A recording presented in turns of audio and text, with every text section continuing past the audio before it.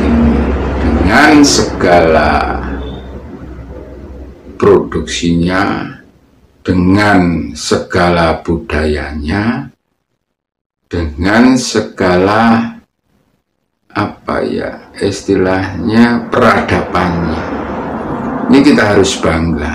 Nah, harus mencintai, tidak mencintai budaya orang lain.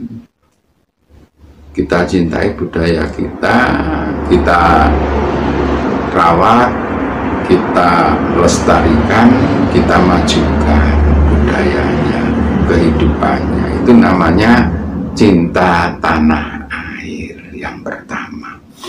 Ini tidak saya uraikan lebih panjang lagi, kita memang sudah paham mengenai itu.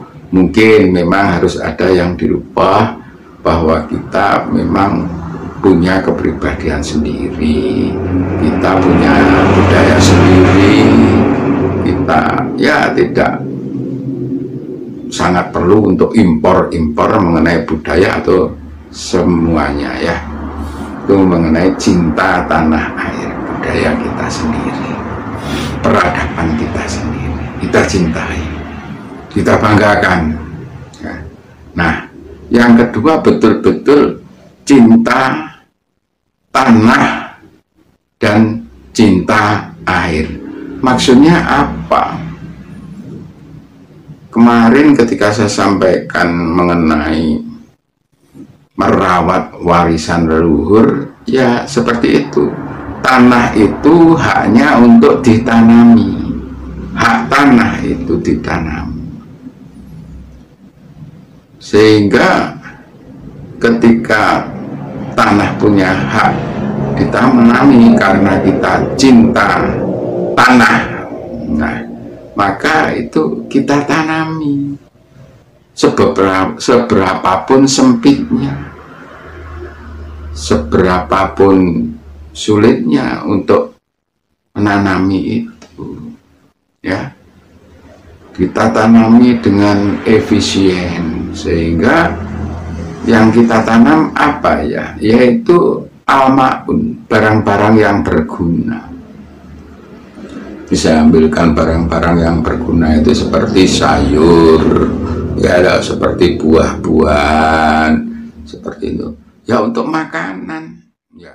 Pertanian akan semakin sulit, alam semakin gersang, cuaca tidak bisa dibaca dan dikendalikan. Panas bumi mencapai puncaknya di tahun 2030. Musuh bersama umat manusia di tahun 2030 adalah kelaparan, kekurangan pangan dan gizi, serta cuaca yang ekstrim. Alam tidak ramah, dunia menjadi semakin kejam, manusia semakin buas. Tiongkok di tahun 2030 akan mempunyai penantang baru yang namanya Nusantara. Siapa Nusantara itu? Negara yang menjadi pengontrol laut, pengontrol mineral dan sumber pangan, negara maritim, food country dan mineral country. Itulah Nusantara di tahun 2030. Pertanyaan berikutnya, apakah Nusantara dalam 15 tahun kemudian, yaitu di tahun 2045, bisa melewati Tiongkok atau setidaknya menyamai? Jawabannya adalah bisa. Konsep bernegara di tahun 2030 adalah kendali pembayaran dunia perdagangan yang menggunakan emas di dalam negeri. Sejak New Mind berkuasa nanti di tahun 2024, maka 1 tahun setelahnya di tahun 2025 emas dijadikan alat bayar resmi, di mana puncaknya di tahun 2030 rupiah fisik musnah, tidak dipakai lagi, jadi e-rupiah dan fisiknya adalah emas. Nusantara menarget dalam 15 tahun ke depan sejak tahun 2030 transaksi dunia 50% memakai emas.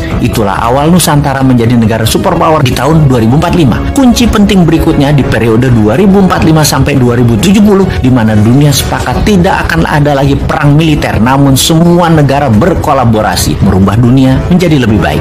2045 hingga tahun 2070, Nusantara menjadi negara superpower yang memimpin garda terdepan pejuang lingkungan hidup, kesehatan, edukasi, dan sustainable eco living. Nusantara memimpin perbaikan alam selama 15 tahun hingga tahun 2070. Kemudian sejak tahun 2070, inilah awal perdamaian dunia 1000 tahun yang juga dipimpin Nusantara. Terlihat indah? Tidak mungkin. Ada yang berpikir begini nggak di pejabat incumbent atau oposisi? New Mind memang sontoloyo. Tapi kita semua tahu, semua impian ini pasti terjadi. Inilah mengapa video kita dan channel kita ditakuti pemahamannya. Selamat datang masa depan di tangan New Mind. Inilah cara bangsa kesatria menunjukkan rasa cintanya kepada tanah air. Bangsa kesatria yang mempunyai ciri khas suci, jujur, adil, pemberani, pembela kebenaran, suka berkorban, dan beradab. Inilah cita-citanya, yaitu membangun negerinya, bangsa kesatria.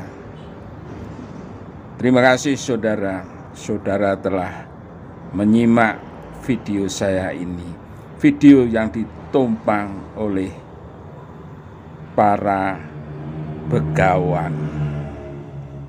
Terima kasih.